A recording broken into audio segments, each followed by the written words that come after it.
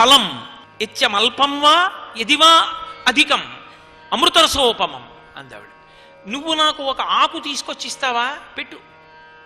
ఒక చెట్టు వేరు తీసుకొచ్చి ఓ దుంప పెడతావా? పెట్టు. ఫలం ఓ పండు తీసుకొచ్చి పెడతావా?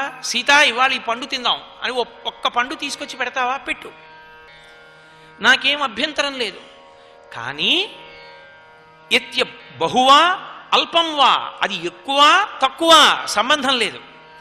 నువ్వు నా పక్కన కూర్చుని నువ్వు నాతో కలిసి నాకు పెట్టిన కాయ, నాకు పెట్టిన పండు, మన ఇద్దరం కలిసి తిన్నదేదో అది నాకు అమృతం. అలా కాకుండా నువ్వు అరణ్యంలో ఉండి నువ్వు పండు తిన్నావో, కాయ తిన్నావో, దుంప తిన్నావో, ఆకు తిన్నావో, అలం తిన్నావో, అమృతం తిన్నావో, నేనిక్కడ ఏం తిన్నా అది దాంపత్యమే కాదు రామా. అసలు అలా ఉండే అవకాశం లేదు. నేను నా కడుపు నిండడం అన్న మాట ఎప్పుడో తెలుసా? నీకు దూరంగా ఉండి అమృతం తింటే నా కడుపు నిండదు, నాకు సహించదు. నీతో కలిసి నువ్వు పట్టుకొచ్చి పెట్టక్కడ ఆకు పెట్టవాయా, నేను అమృతం పెట్టమంటలేదు, 2 ఆకులు పట్టరా సీత, ఇది తినివ్వాలను. అదేమిటంటే ఆకులు ఎలా తింటాం అని అడిగిన నాడు అడుగు. అదేమిటి అలా అడుగుతున్నావు అని. ఓ కాయ పట్రా, కోసుకుని ఇద్దరం సగం సగం తిందాం, అది అమృతరసోపమం, నాకు అమృతం. నువ్వు పక్కన లేకుండా నాకు ఏవి తీసుకొచ్చి నువ్వి, నాకు అది జీవనం కాదు, నాకు అది దాంపత్యం కాదు, నాకు వద్దది. కాబట్టి ఇక్కడ ఉంటే నేను ఐశ్వర్యాలు అనుభవిస్తానంటావేంటి? అది వద్దు నాకు.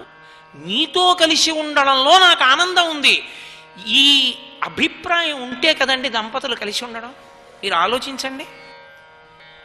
ఐశ్వర్యం మీద, సుఖాల మీద భ్రాంతి ఎందు పరిత్యాగ బుద్ధి ఎందుకు వస్తుంది? కర్తవ్యత నిష్ట ఎక్కువ అవడం వల్ల. కలిసి ఉండడంలో ఆనందం ఎక్కువ ఉంది. మీరు ఏ కారణానికి దూరంగా ఉండగలరు? కాబట్టి కలిసి ఉండడంలో సంతోషం ఉందయా రామా, నన్ను ఎక్కడో ఉండమంటావేంటి? నేను ఉండను.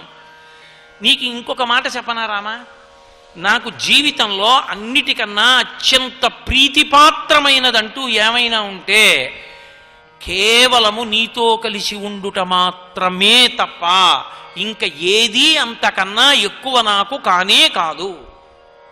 కాబట్టి నాకు పాతివ్రత్యం ఒక్కటే ఇష్టం, నీతో కలిసి ఉండడం ఒక్కటే ఇష్టం తప్ప కలిసి ఉండి ఏమనుభవించాం, ఎన్ని సుఖాలు పొందాం, వీటితో నాకు సంబంధం లేదు. ఇంకా నీతో స్పష్టంగా చెప్పాలంటే అగ్రతస్తే గమిష్యామి మృద్నంతి కుశకంటకాన్. నువ్వు నడుస్తుంటే నేను ముందు నడుస్తాను. నడుస్తుంటే పెద్ద పెద్ద ముళ్ళుండి నా కాళ్ళల్లో విరిగిపోతే నేను సంతోషపడిపోతాను. ఎందుకో తెలుసా? నా భర్త కాల్లో విరగవలసింది నా కాల్లో విరిగిపోయిందని. నేను వెడుతున్నప్పుడు నీతో కలిసి నడుస్తుంటే ముళ్ళ పొద నా ఒంటికి గీసుకుంటే నాకు మెత్తటి దుప్పటి కప్పినంత సంతోషిస్తాను. ఎప్పుడో తెలుసా? నువ్వు నా పక్కన ఉంటే. కాబట్టి అగ్రతస్తే గమిష్యామి మృద్దంతి కుశకంటకాన్, ముందు నడిచి ముళ్ళని కూడా తొక్కి నేను మెత్తన చేస్తాను తప్ప నువ్వు పక్కన లేకపోతే మెత్తటి తివాచీలు పరిచిన అంతఃపురంలో అడుగు తీసి అడుగు వెయ్యమన్నా నేను వెయ్యలేను. నాకు ఇష్టం ఉండదు. నాకు నువ్వు కావాలి, నీతో కలిసి ఉండడం కావాలి, నీతో కలిసి జీవించడం కావాలి. నీకు దూరంగా ఉండడం సుతారము నాకు ఇష్టం కాదు. ఎందుకు ఇష్టం కాదంటే అది నా మానసిక బలహీనత కాదు, అది వైదిక హృదయం కనుక. కేవలం నీతో ఉండడం కాదు, నీతో కలిసి ఉండి నిన్ను సుఖపెట్టడం, సంతోషపెట్టడం, ఇద్దరం కలిసి సంతోషంగా ఉండడం, తృప్తిగా జీవనం చేయడం, అదే రామా నా హృదయం. అందుకని నాకొద్దు. ఇద్దరం కలిసి అరణ్యానికి వెళ్ళిపోదాం. ఇది తప్పు అని నువ్వు చెప్పు, ఇలా ఉండకూడదని నువ్వు నాకు చెప్పు, అప్పుడు నేను దాన్ని పరిశీలిస్తాను.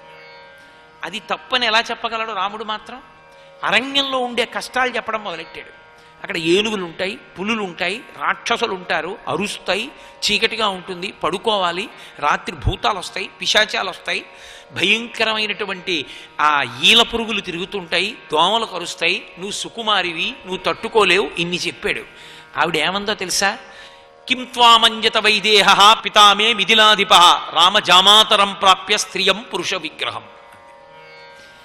మా నాన్నగారు నేను పుట్టిన తర్వాత నన్ను కన్యాదానం చేస్తాను, పురుషుడికి ఇచ్చి కన్యాదానం చేస్తానని వెతికి వెతికి నువ్వు పురుషుడు అనుకుని ఆడదానికి ఇచ్చి నన్ను కన్యాదానం చేశారంది.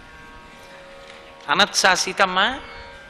అలా అండం మరి భర్తని అధిక్షేపించడం కాదా? అసలు భర్త తనని తీసుకెళ్లడేమో, తనకి దూరం అయిపోతాడేమో, తన వైదిక ధర్మం పోతుందని భర్తని విడిచిపెట్టి ఉండలేక ఆక్రోశిస్తున్నటువంటి ఒక ఆడది తన భర్త దగ్గర స్వతంత్రంగా ఆ మాట అనకపోతే ఊళ్ళో ఎవరి దగ్గర అంటుంది అలా? స్వాతంత్ర్యమైనా అంతే. పరమేశ్వరుడి దగ్గరే స్వాతంత్రం చెప్తున్నామే. ఎవడబ్బా సొమ్మ నీ కులుకూచూ తిరిగేవు రామచంద్ర అన్నాడు. రాముడు నొచ్చుకున్నాడా? ఒక భార్య ఎంత ఆక్రోశమో వచ్చేసింది, ప్రేమతో తట్టుకోలేక భర్తనంది. అది సహృదయంతో స్వీకరించాలి. అంతేకాని దాన్ని కూడా విపరీత వాక్యం కింద తీసుకున్నాం అనుకోండి, అసలు దాంపత్యానికి అర్థం ఉండదు.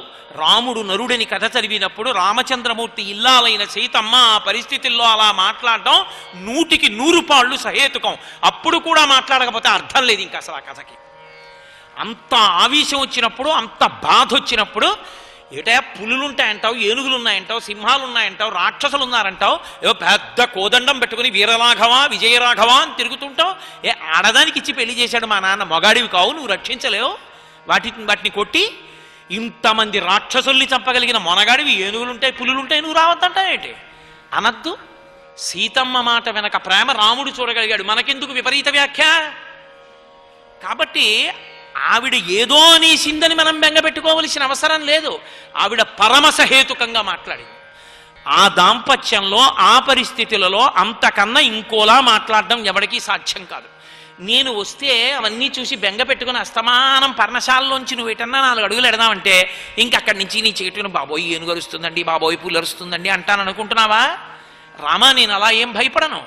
అహంగమిష్యామి వనం సుదుర్గమం మృగాయుతం వానర వారణైర్యుతం వనం నివస్యామి యథాపితుర్గృహే. ఆవిడంది, ఎందుకంత బెంగ పెట్టుకుంటావు? నాకేం భయం లేదు రామా. అహంగమిష్యామి వనం సుదుర్గమం మృగాయుతం వానర వారణైర్యుతం. ఏనుగులతో, వానరములతో, క్రూర మృగాలతో ఉన్నటువంటి అరణ్యంలో నేను నీతో కలిసి తిరుగుతాను. నేను ఎలా ఉంటానో తెలుసా? అరణ్యంలో ఉన్నప్పుడు అహం నివస్యామి యథా పితుర్గృహే. పుట్టింటికి వెళ్ళిన ఆడపిల్ల ఎంత సంతోషంగా ఉంటుందో నేను అంత సంతోషంగా ఉంటాను. ఒక ఆడపిల్ల ఒక చోటి నుంచి ఒక చోటికి వెళ్ళడం అంటూ వస్తే సంతోష ప్రకటనం చెయ్యాలి అంటే అదొక్కటే మార్గం.